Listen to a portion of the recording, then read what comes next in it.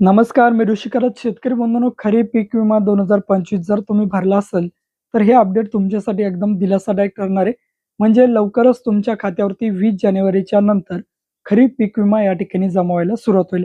आता तो किती होईल, कोणते शेतकरी पात्र असतील, तुमचं या ठिकाणी उंबरठा उत्पादन किती काढलंय, काय याची ए टू झेड माहिती आपण या व्हिडिओच्या माध्यमातून बघणार आहे. शेतकरी बंधूंनो, अतिवृष्टी असेल किंवा महापुरामुळे शेती पिकाचं अतोनात असं नुकसान झालं होतं. जेथे तुम्हाला 8 क्विंटल सोयाबीन व्हायचं तिथं तुम्हाला या ठिकाणी 2 क्विंटल, 1.5 क्विंटल सोयाबीन झालंय. जेथे तुम्हाला 5 क्विंटल कापूस व्हायचा तिथे 50 किलो आणि 40 किलो कापूस झालाय. महाराष्ट्रात किती नुकसान झालं हे नव्याने सांगण्याची शासनाला आपल्याला काही गरज नाही. जर तुम्ही पीक विमा 2025 भरला असाल तर शेतकरी बंधूंनो, लवकरच तुमच्या खात्यावरती ही रक्कम आता क्रेडिट केली जाणार आहे. शेतकरी बंधूंनो, जवळपास 94 लाखांपेक्षाही जास्त शेतकऱ्यांनी पीक विमा या ठिकाणी काढला होता आणि त्यासाठी कंपनीला 526 कोटी रुपये या ठिकाणी एवढे शेतकऱ्यांनी भरले होते पीक विम्यापोटी. त्यासाठी मध्ये जर बघितलं तर आता केंद्र सरकारचा आणि राज्य सरकारचा वाटा जर बघितला तर 1860 कोटी रुपये त्यांनी सुद्धा कंपनीला या ठिकाणी भरले होते. म्हणजे एवढी रक्कम जर का आपण या ठिकाणी बघितली तर ती रक्कम साधारण 2500 कोटीपर्यंत या ठिकाणी जाते. म्हणजे काय, शेतकऱ्यांना अपेक्षा आहे की लवकरच त्यांचा पीक विमा जो त्यांना मिळायला हवा तो मिळायला हवा. साधारण शेतकरी बंधूंनो, तुम्हाला पीक विमा हा किती दिला जाईल, तर पूर्ण महाराष्ट्रासाठी जवळपास 2100 कोटींचा निधी या ठिकाणी दिला जाईल असं सांगण्यात येत आहे. आता या ठिकाणी जो आपल्याला पूर्वीचा जो ट्रिगर होता, वैयक्तिक क्लेम म्हणजे एका शेतकऱ्याचं नुकसान या ठिकाणी दाखवलं जाणार नाही. पूर्ण मंडळ किंवा पूर्ण गावाचंच नुकसान या ठिकाणी दाखवलं जाईल. आणि यासाठी अट काय टाकण्यात आली होती, एकतर उंबरठा उत्पादन असेल किंवा प्रत्यक्ष उत्पन्न असेल याची त्याची अट टाकण्यात आली. आता राज्यातील जवळपास 50,000 पेक्षा जास्त ठिकाणी पीक कापणीचे प्रयोग करण्यात आले.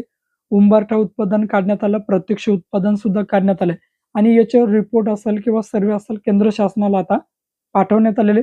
20 जानेवारीपर्यंत केंद्र शासनाने सांगितलं की 20 जानेवारीपर्यंत यावरती सविस्तर असा अपडेट येईल.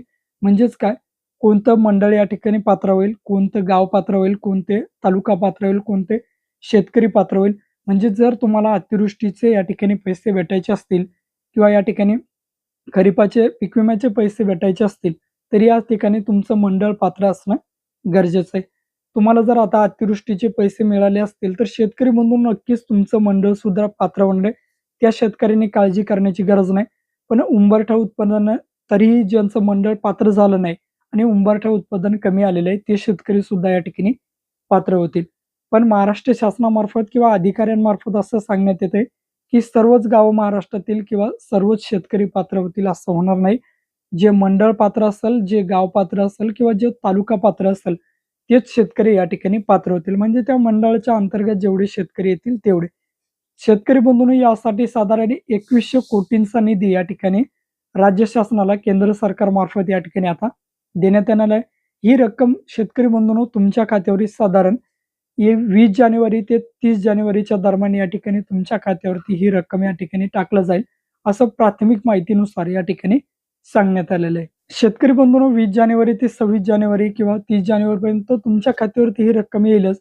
पण त्या अगोदर तुमचा पीक विमा जो अर्ज भरलाय तो मंजूर असणं गरजेचं आहे. आणि तो अर्ज मंजूर आहे किंवा नाही हे कशा प्रकारे चेक करायचे, त्या व्हिडिओची लिंक मी व्हिडिओच्या डिस्क्रिप्शन बॉक्समध्ये दिली. तिथून जाऊन तुम्ही बघू शकता. लवकरच तुमच्या खात्यावरती खरीप पीक विमा 2025 या ठिकाणी शेतकरी बंधूंनो क्रेडिट होईल. अशी महत्त्वपूर्ण अशी इन्फॉर्मेशन किंवा माहिती होती. भेटूया अशाच नवीन माहितीसह, नवीन अपडेटसह.